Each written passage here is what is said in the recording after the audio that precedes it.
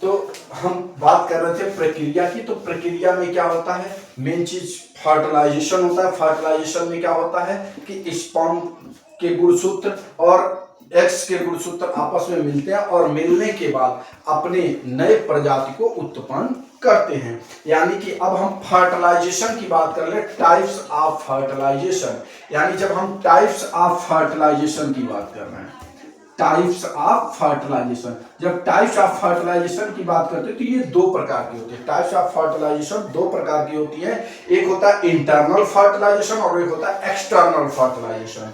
आंतरिक निषेचन और बाह्य निषेचन। यानी आंतरिक निषेचन की जब हम बात करते हैं, इंटरनल फर्टिलाइजेशन और एक्सटर्नल फर्टिलाइजेशन, दो तरह के फर्टिलाइजेशन होते हैं। जब हम इंटरनल फर्टिलाइजेशन की बात करते हैं तो इंटरनल फर्टिलाइजेशन नॉर्मली इंसानों में, जानवरों में, इनके अंदर इंटरनल फर्टिलाइजेशन देखने को मिलता है। एक्सटर्नल फर्टिलाइजेशन की बात करें तो एक्सटर्नल फर्टिलाइजेशन जो होता है ये आपको देखने को मिल जाता है, मेढक हो गए, मछली हो गई, इसके अंदर आपको देखने को मिलता है। जैसे हम बात करें कि हमने बात किया था कि मेल के अंदर स्पर्म मौजूद होता है और फीमेल के अंदर एक्स, ये इंटरनल फर्टिलाइजेशन में भी मौजूद होता है और एक्सटर्नल फर्टिलाइजेशन में भी मौजूद होता है। हम जब बात दोनों की कर रहे हैं तो इस कंडीशन में हम समझेंगे कि इंटरनल फर्टिलाइजेशन जो हम बात कर रहे हैं, पहले इंटरनल फर्टिलाइजेशन क्या होता है इसे हम समझ लेते हैं।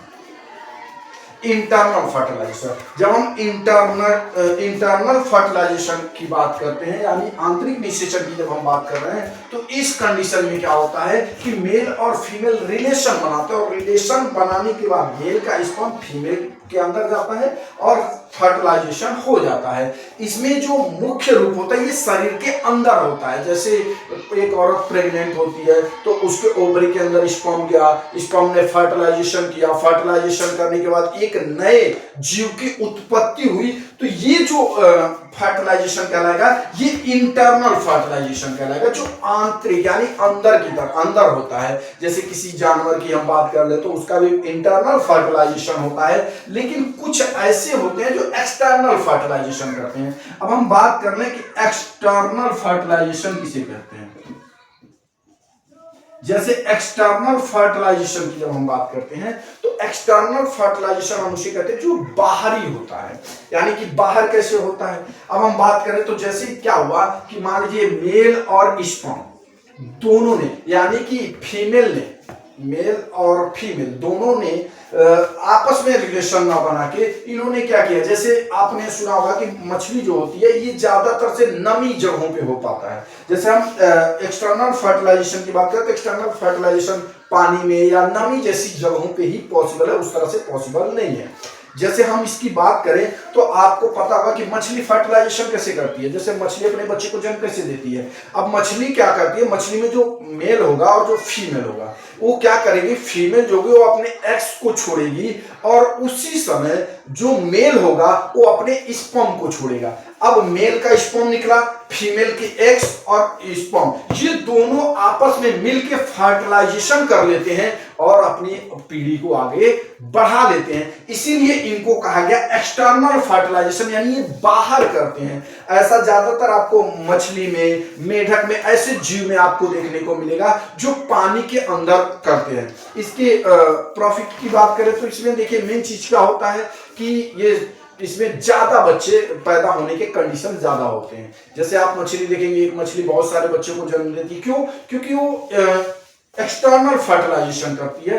क्या है कि जितने ज्यादा स्पर्म फर्टिलाइज हुए उतने ज्यादा बच्चे पैदा हो गए। लेकिन इसके असुरक्षा की बात करें तो इसकी कोई मतलब सुरक्षा कवच इसके ऊपर हाई नहीं। क्यों, क्योंकि ये शरीर से बाहर हो रहा है। फर्टिलाइजेशन पूरी तरह से कंप्लीट हो पाएगा या नहीं हो पाएगा, डिस्ट्रॉय हो जाएगा या किसी भी तरह का इसके ऊपर कोई भी नुकसान हो सकता है। इसलिए हम कह सकते हैं कि जैसे जब एक मेल और फीमेल अपने, यानी कि जो फीमेल होगी वो अपने एक्स को छोड़ेगी और जो मेल होगा वो अपने स्पर्म को छोड़ेगा, दोनों आपस में फर्टिलाइजेशन करेंगे और फर्टिलाइजेशन की प्रक्रिया को पूरा करने के बाद वो अपने बच्चे को जन्म दे देते हैं। तो इसमें मेन चीज जो देखने को मिला वो ये कि इंटरनल और एक्सटर्नल फर्टिलाइजेशन ये दोनों अलग अलग तरह होती हैं। इंटरनल फर्टिलाइजेशन की बात करें तो नॉर्मली हम मनुष्य मनुष्य और क्या बोलते हैं जानवरों में देखने को मिलता है। एक्सटर्नल फर्टिलाइजेशन की बात करें तो मछली, मेढक ऐसे छोटे छोटे जीव में भी देखने को मिलता है। ये नॉर्मली कहाँ हो सकता है? तो एक्सटर्नल फर्टिलाइजेशन की हम बात करें तो ये केवल नमी वाले जगह पे या पानी में ऐसी जगहों पे हो सकता है।